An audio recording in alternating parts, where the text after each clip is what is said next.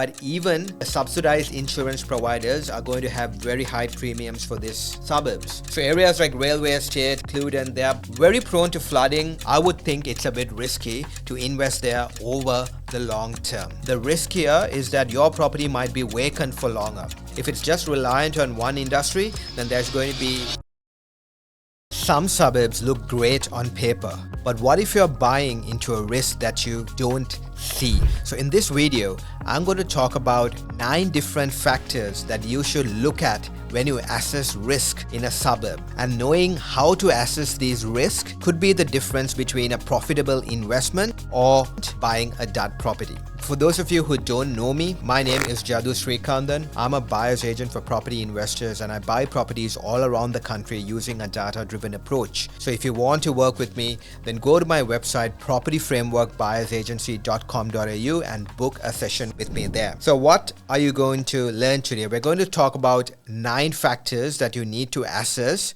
before getting into a suburb.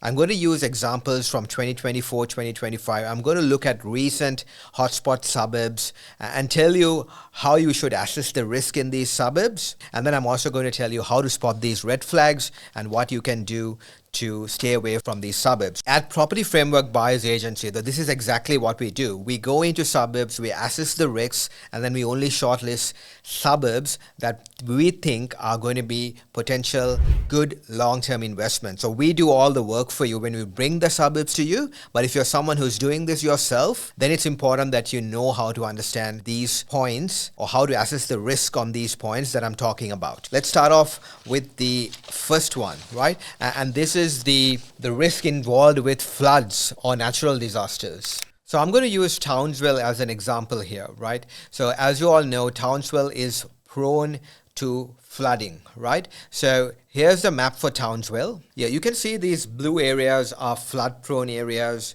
The yellow and the red areas or these green areas are areas with heavy flooding. So areas like Idalia, Cluden, Railway Estate, these areas, you can see those green and blue patches, which means that there's heavy flooding there, right? So when you buy into suburbs like this in Townsville, you'd find that the insurance premiums are typically higher. Yes, you have subsidized costs, but even the subsidized insurance providers are going to have very high premiums for these suburbs. So that's one of the critical factors that you have to look. When you buy property, you have to look at insurance premiums in different suburbs because insurers view each suburb differently, right? So whether it's flooding, whether it's bushfire or any other overlay, you have to assess the risk. You have to see through the same eyes as the insurer is seeing that suburb and make sure that that insurance amount is within the standard levels, right? If you see the insurance quotes have got much higher, that means insurers are seeing this area as a risk and you should stay clear of these suburbs, right? So areas like Railway Estate, Cluden, they are very prone to flooding and I would stay clear of suburbs like this. I would look at suburbs which are less prone to flooding, like areas like Kerwin, Kelso. These kind of areas are kind of less prone to flooding. You would find that the subsidized insurance providers provide much more reasonable rates. So they view it as a lower risk. So the message here is always get your insurance quote on a suburb level to assess the risk in that suburb. And I've used Townsville as an example here. The next one is another point that I've spoken about quite a few times, and that is looking at the past 3-year growth, right? Now, if you look at some of these hotspot suburbs, areas in Townsville, areas in Perth, they've grown more than 60-70% over the last 3 years. I'm going to just use Kelso as an example here. So Kelso here, if you look at the last 3-year growth, it's grown by 70%, right? And then I'm going to use another example, the classic Armadale example in Perth. Armadale has grown by 101% over the last 3 years. So both these areas have had significant levels of growth over a short time frame. And when you buy into suburbs with this level of growth, what tends to happen is that the growth tends to stabilize. It might stabilize, slow down before it starts another wave again. So very high growth over a short time frame is generally viewed as a risk. I would think of it as a bit of a risk and I would stay clear of suburbs like that. So you have to make an assessment of, look at the 3-year growth and see whether this is the suburb that's going to meet your requirements, right? Now let's move to point number 3, and that is affordability. Now, areas in Melbourne, so especially the northern suburbs of Melbourne, we see that parts of areas like Dallas, Broadmeadows, we see that affordability there is stretched. It's because their median incomes are really low and house prices are a bit expensive for the local residents. So just to give you an example, I've got Dallas here. So when I look at Dallas, I can see that the affordability metric, I can see that the affordability is sitting at 45 years, close to 45 years, and median prices in Dallas is only around 545,000. So affordability is already stretched at 545,000. So if the locals are struggling to meet mortgage repayments at 545,000, imagine when prices move to 700, 800,000. Are the locals going to be comfortable with these type of mortgage repayments? So that is a risk that you have to factor in. How far can this suburb move up in value when the locals are struggling with mortgage repayments? So it's a real risk, and it always has to be factored in. The affordability metric has to be looked at closely before you're getting into a suburb. Let's move to the next one. Now this one is a bit more subjective, so I'm talking about public housing.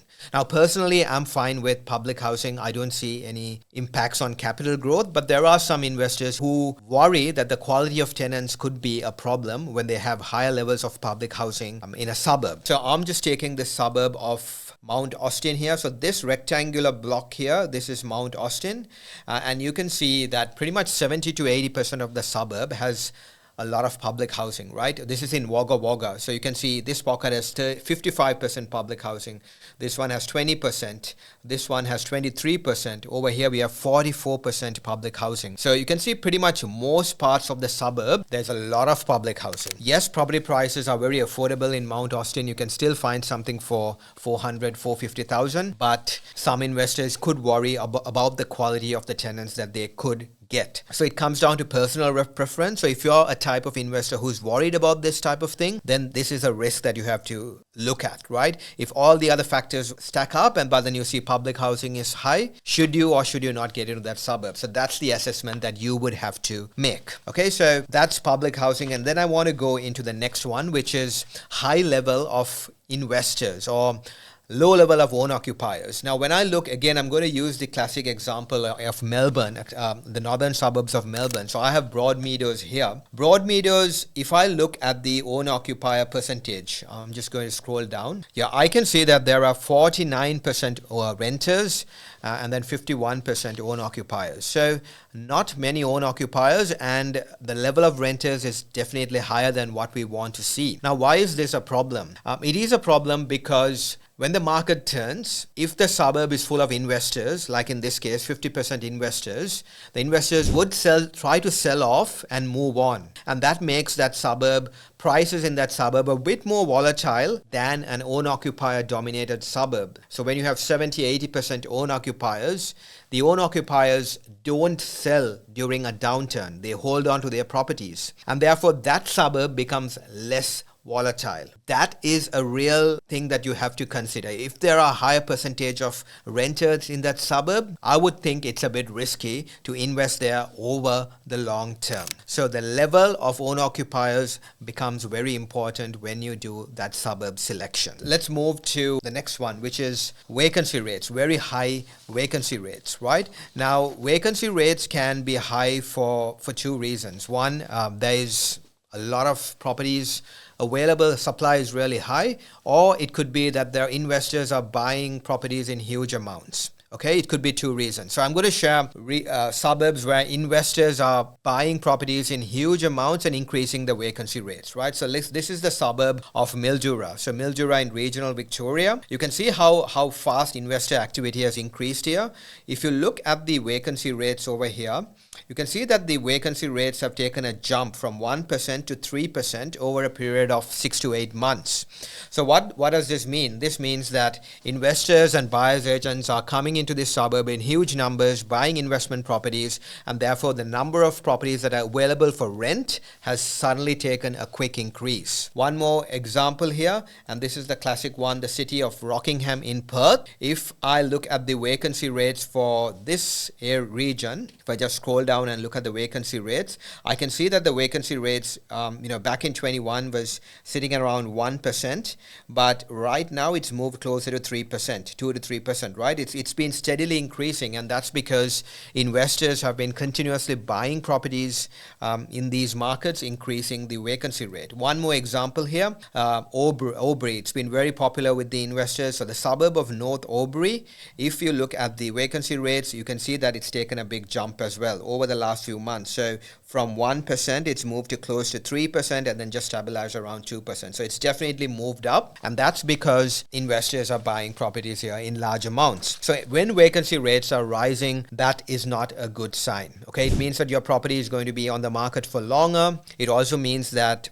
especially in these instances when there are a lot of investors, it means that you've missed a lot of potential growth. The suburb is in high demand. It's probably not the best time to buy here. So always look at this vacancy rate trend, how it's moving. It's not the actual number. You have to look at how that is moving to see what's actually happening in that suburb, because it gives a really good picture. And now let's move on to the next point, which is high supply. High supply suburbs. Now I know first-time investors who just love newer properties, right? It's not, they don't love suburbs with higher supply. It's just that they like newer properties, and the newer properties tend to fall into suburbs with higher supply, and they love these low maintenance properties. So I'm going to share an example here, right?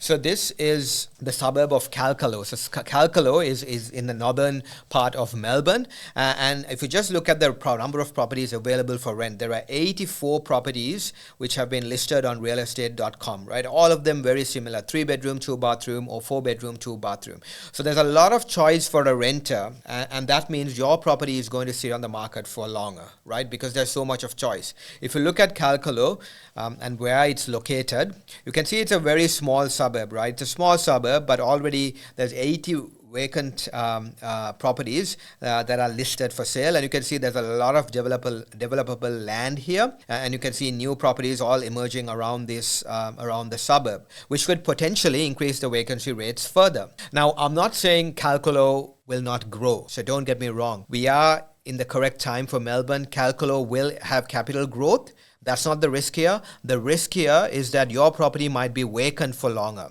and when a tenant leaves, that you could take much longer to find a new tenant. So that is the risk. So if I look at the vacancy rates for a suburb like Kalkallo, you can see that it's shot up to around 13%, which is really high, and now it's stabilized to about 7%. So 7% is still very, very high. So you can see that a lot of investors are buying these new properties, and what's going to happen is that they're going to be remaining vacant for longer. So avoid these suburbs with higher vacancy rates. Now let's go to the next one, which is buying into overheated markets. I've spoken about this quite a bit, and so what this means is that some suburbs, especially parts of Victoria, parts of Queensland, parts of Western Australia, we are in very, very high competition. Okay, so there's a lot of competition for these properties in these suburbs, and property prices are going well above the asking price. So if you're competing with a lot of buyers agents, investors, owner occupiers, and securing the property,